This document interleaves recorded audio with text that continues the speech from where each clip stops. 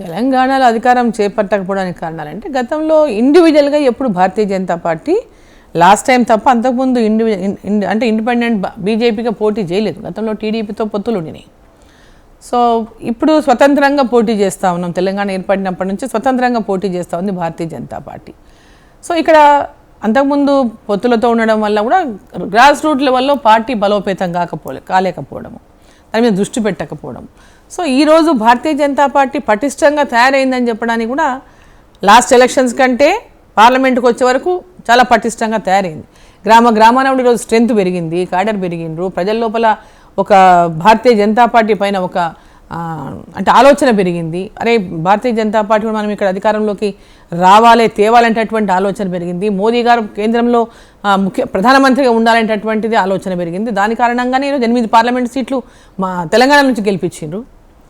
So ఇవన్నీ కూడా Bharatiya Janata party ఇక్కడ రాకపోవడానికి తెలంగాణ ఏర్పడ్డ తర్వాత సెంటిమెంట్తో ఉన్నటువంటి ఇదిగా టీఆర్ఎస్ ప్రభుత్వాన్ని 10 సంవత్సరాలు ఎన్నుకున్నారు ప్రజలు.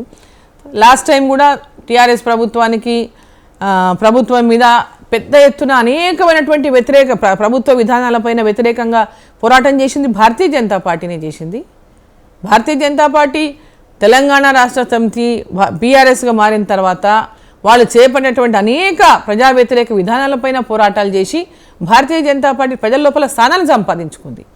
అనూహ్యంగా కొన్ని వదంతులు లేపడం వల్ల, కొన్ని తప్పుడు వార్తలు ప్రజల్లోకి తీసుకెళ్లడం వల్ల బీజేపీ బీఆర్ఎస్ ఒకటి అటువంటి ఒక అబద్ధపు ప్రచారం వల్ల కూడా కాంగ్రెస్ పార్టీ లబ్ధి పొందింది. ఎందుకంటే అక్కడ ఉన్నటువంటి బీఆర్ఎస్ ప్రభుత్వాన్ని దించాలని ప్రజలు నిర్ణయించుకోవడం వల్ల ఆల్టర్నేట్గా కాంగ్రెస్ పార్టీ కనిపించింది. వాళ్ళిద్దరు ఒకటి అంటారు. ఇటువంటి దుష్ప్రచారం వల్ల కాంగ్రెస్ పార్టీ నెగ్గుకు రాగలిగింది. 6 గ్యారెంటీల పేరుతోన కానీ ఇటువంటి అబద్ధ ప్రచారాల వల్ల కానీ కాంగ్రెస్ పార్టీ అధికారంలోకి వచ్చింది. ఈరోజు ప్రజలకంతా తేట తెల్లమైంది. భారతీయ జనతా పార్టీ ఎవరితో కలిసి లేదు. భారతీయ జనతా పార్టీ ప్రజల కోసం తెలంగాణ రాష్ట్రంలో ప్రజల కోసమే పనిచేస్తూ ఉంది. తెలంగాణ రాష్ట్ర అభివృద్ధి కోసమే ప్రతిపక్షంలో ఉండి పోరాటాలు చేస్తే స్పష్టంగా ప్రజలు గమనిస్తూ ఉన్నారు.